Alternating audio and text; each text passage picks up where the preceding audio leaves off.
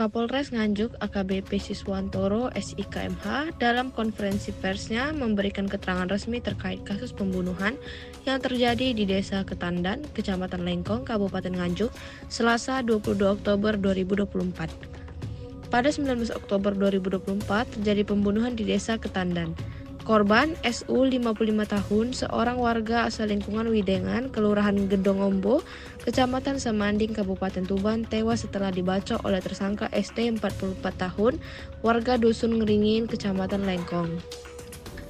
AKBP Siswantoro menjelaskan bahwa kejadian tersebut dilaporkan oleh TK 58 tahun, warga yang saat itu bersama korban.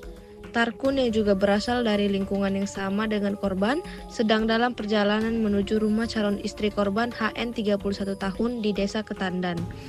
Korban dan pelapor berada di dalam satu mobil saat dibututi oleh tersangka. Ketika mobil berhenti, tersangka langsung menyerang korban dengan senjata tajam.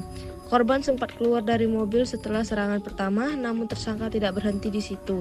Korban kembali diserang hingga akhirnya meninggal dunia di lokasi kejadian.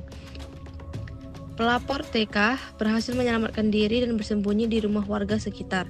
Saksi lain LA 32 tahun perempuan yang merupakan tetangga calon istri korban menemukan korban dalam kondisi sudah tidak bernyawa di dekat mobilnya. Dalam penyelidikan awal, polisi mengamankan sejumlah barang bukti dari tempat kejadian, termasuk mobil korban, sepeda motor, serta pakaian korban dan tersangka. Namun, parang yang digunakan tersangka untuk menyerang korban masih dalam pencarian. Kapolres juga menyampaikan dugaan kuat terkait motif pembunuhan adalah dendam pribadi. Beberapa hari sebelum kejadian, korban diduga sempat mengejek tersangka dengan sikap yang memancing amarah sehingga tersangka merencanakan pembunuhan ini. Sudah berapa lama belum?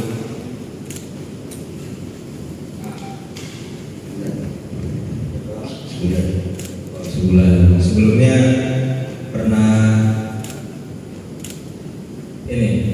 berhubungan baik? Pacaran?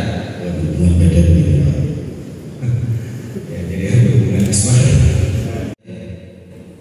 Kemudian modus operandi, ya, bahwasanya 1 tahun sebelum tersangka pernah memiliki hubungan khusus dengan saudari A, ya, ini jadi modus operandinya masalah asmara, ya. Kemudian calon istri korban selama 1 bulan. Kemudian korban sekira seminggu sebelum kejadian saat berpapasan dengan tersangka, korban meneriaki atau mengejek tersangka sambil mengangkat lengan tangan dengan jemari mengepal hingga membuat tersangka marah dan sakit hati, kemudian merencanakan untuk melakukan pembunuhan dengan cara membacok atau mengaitkan senjata tajam menggunakan 1 buah parang.